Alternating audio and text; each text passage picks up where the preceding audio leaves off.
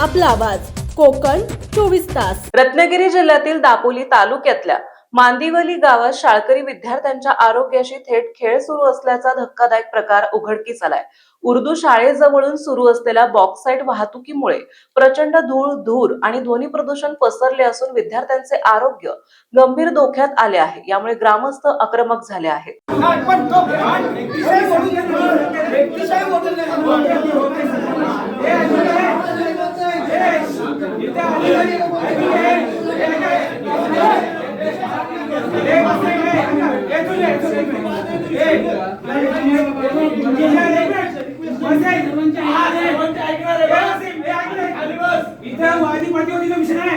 इथे गावाचा विषय गावात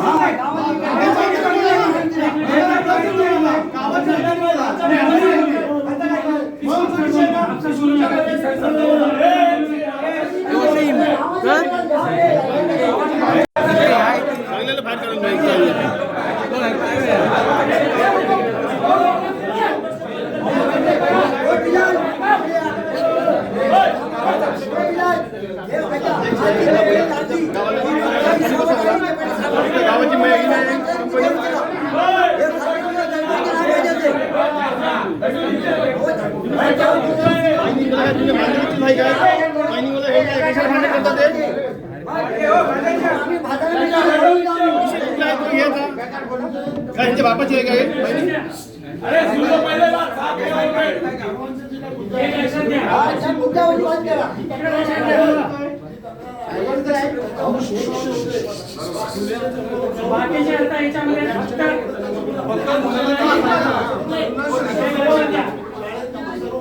जे मुलं किंवा त्यांचे पालक थांबा, बाकीचे निघा।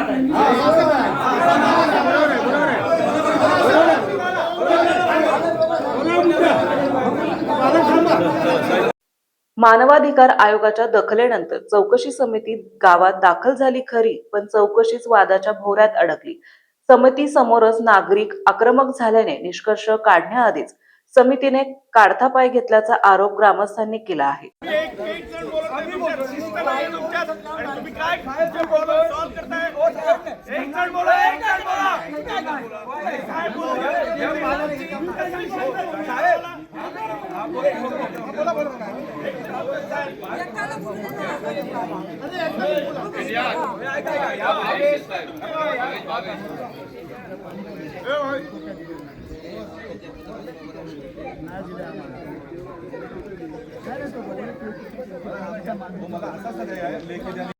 पैसे ऐक ना जरा त्रास आहे बघण्यासाठी आले होते। तुम्ही पालक आहात, तुमच्या मुलांना काय त्रास आहे, कधी डॉक्टरकडे घेऊन गेला, काय गेला, त्याचे कागदपत्र जोडा।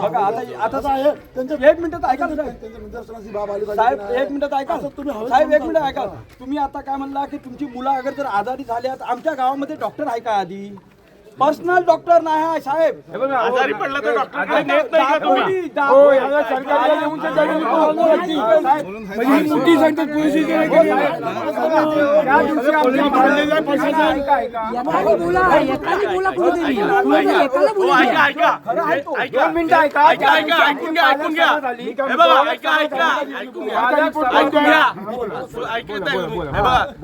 तुमचा प्रॉब्लेम सॉल्व करण्यासाठी ते लोक आली होती इथे, पण तुम्ही काय केलं? ऐकून घ्या। तुम्ही काय केलं? तुम्ही आपसातच गोंधळ घातलेला आहे। आम्ही कशासाठी आलोय? गावात शांतता राहावी म्हणून आम्ही आलेलो। आणि तुम्ही काय केलं? त्यांचं पण ऐकून घेतलं। अरे पण तुम्ही आधी ऐकून दाखवा।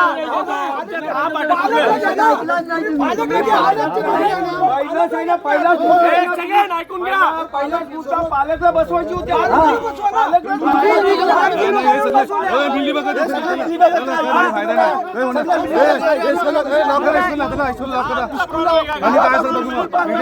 सामाजिक कार्यकर्ते भावेश कारेकर आणि ॲडव्होकेट अर्पिता कारेकर यांनी उपस्थित केलेल्या थेट प्रश्नांना बगल देत चौकशी अर्धवट सोडली गेल्याने संतापाचा उद्रेक झाला। न्याय मिळेपर्यंत मुलांना शाळेत पाठवणार नाही असा ठाम इशारा पालकांनी दिला असून ग्रामस्थांनी आक्रमक पवित्रा घेतला आहे। मानवाधिकार आयोगाच्या हस्तक्षेपानंतरही प्रशासन गप्प का, की विद्यार्थ्यांचे भवितव्य खरंच धुळीतच जाणार असा प्रश्न ॲडव्होकेट अर्पिता कारेकर यांनी उपस्थित केलाय। की अयोग्य आहे ही फक्त ह्याची जाच पडताळणी करण्यात येत होती. वेराज त्यांनी हे मुद्दे खरंच इथे आहेत की नाही, ते मुद्दे कसे अफेक्ट करतायत हे बघणं अपेक्षित होतं. पण ते सोडून भावेश कारेकर यांचा हेतू काय, ह्यांचा हेतू ही तक्रार खरी आहे की खोटी आहे ह्याचीच फक्त जाच पडताळणी करत होते. त्याने मुख्याध्यापक यांच्याकडून कुठलेही डॉक्युमेंट्स मागून घेतले नाही. उलट ज्यांनी तक्रार नोंदवली त्यांच्याकडूनच खूप कागदपत्र मागत होते. त्यांनी ते बरेचसे कागदपत्र त्यांना दिले देखील, पण त्याचं काहीच रेकॉर्ड घेतलेलं नाही. ही चौकशी फक्त फार्स होती का? काय फक्त फार्स होता का हा चौकशीचा? असं वाटतंय, कारण का फक्त ते आले तिथे तक्रार कशी, मुळात हा प्रश्न मुलांच्या अधिकाराचा होता आणि पालकांचं म्हणणं तिथे सगळ्यात महत्वाचं होतं. पण त्याने तेच ऐकून नाही घेतलंय. आता ही उर्दू शाळा आहे, आज शुक्रवार आहे, आपल्या सगळ्यांना माहिती आहे आज नमाज असतं. ते वेळ 12ची ठेवली. ज्यावेळी पालक आले, नमाज असल्यामुळे थोडी उशिरा आली, तोपर्यंत त्याने पूर्व चौकशी केली. पालक जेव्हा आले तेव्हा म्हटले की तुम्ही उशिरा आलात, तुम्ही नंतर बोला, तुम्ही आता बोलू नका. मुलांचं काही ऐकून घेतलं नाही. ते म्हणाले गदारोळ होतोय त्यामुळे आम्ही निघतो, आणि आपल्या गाड्या काढून निघाले. या पुढची दिशा काय गाडी अडवली पण आम्ही गाडी आम्ही अडवल्या पण बोलू दे ना. या पुढची दिशा काय? साधारण आता त्यांचा रिपोर्ट जो येईल ते आपल्याला बघावं लागेल त्यांनी काय रेकॉर्ड केलंय. आणि उर्दू शाळेतल्या महिला आणि जे पालक आहेत, महिला पालक आणि पुरुष पालक, ते खूप ते अजूनही इथे आहेत ह्या आश्वासनात की कदाचित ते परत येतील. तर आता ते पालक आणि शाळा काय भूमिका घेईल याची आपण वाट पाहूया. समुंदर की गोद में पला है तू,